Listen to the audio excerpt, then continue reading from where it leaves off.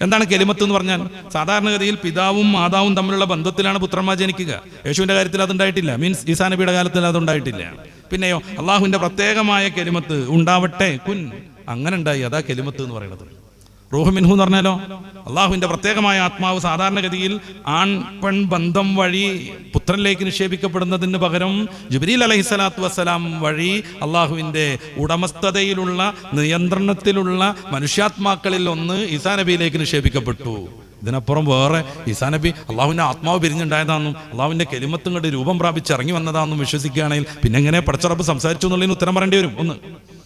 രണ്ടാമത് ബൈബിളിന്റെ ശൈലി എന്താണ്? ബൈബിൾ തുടങ്ങുന്നത് ഉൽപ്പത്തി എന്ന് പറയുന്ന പുസ്തകത്തിന്റെ ആരംഭം ഭൂമിയെക്കുറിച്ചും മറ്റ് സംഗതികളെക്കുറിച്ചൊക്കെ നിർമ്മാണത്തിന്റെ സംഗതികൾ ഇങ്ങനെ പറഞ്ഞുകൊണ്ടിരിക്കുമ്പോൾ ഭൂമി രൂപരഹിതവും ശൂന്യവുമായിരുന്നു, ആഴത്തിന് മുകളിൽ അന്ധകാരം വ്യാപിച്ചിരുന്നു, ദൈവത്തിന്റെ ചൈതന്യം വെള്ളത്തിനു മീതെ ചലിച്ചുകൊണ്ടിരുന്നു, ദൈവം അരുൾ ചെയ്തു വെളിച്ചം ഉണ്ടാകട്ടെ കുൻ, വെളിച്ചമുണ്ടായി ഫയക്കൂൻ. ഇതാണ് സൃഷ്ടിപ്പിന്റെ പരിപാടി. അള്ളാഹു ഇങ്ങനെ കുൻ കുൻ കുൻ പറയണോ ഇല്ലേ, അതൊക്കെ നമ്മുടെ ദാർശനികമായ ചർച്ചയാണ്. നമ്മളതിന്റെ ഉപരിലോകത്തൂടെ അങ്ങനെ പോകാം. എങ്ങനെയാണ് ഭൂമി ഉണ്ടായത്? കുൻ, ഉണ്ടാവട്ടെ എന്ന് ദൈവം പറഞ്ഞു, ഉണ്ടായി.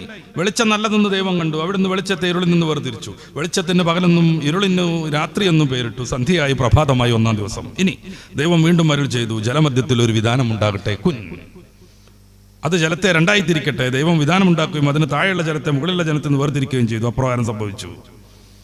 വിധാനത്തിന് അവിടുന്ന് ആകാശം എന്ന് പേരിട്ടു. സന്ധ്യയായി പ്രഭാതമായി രണ്ടാം ദിവസം. ഈ പ്രപഞ്ചത്തെ സൃഷ്ടിച്ച കഥ അങ്ങനെ പറയണം. കുൻ, ഉണ്ടാവട്ടെ എന്ന് പറഞ്ഞു, ഉണ്ടായി. ഇതാണ് കെലിമത്ത് എന്ന് പറഞ്ഞാൽ. ഇതാണ് കെലിമത്ത് എന്ന് പറഞ്ഞാൽ. ഇതാണ് ബൈബിളിന്റെയും രീതി. എന്നിട്ട് പറയാം കെലിമത്താണല്ലോ, വചനമാണല്ലോ, അതുകൊണ്ട് ഞാൻ യേശു ദൈവത്തെ വിശ്വസിച്ചു.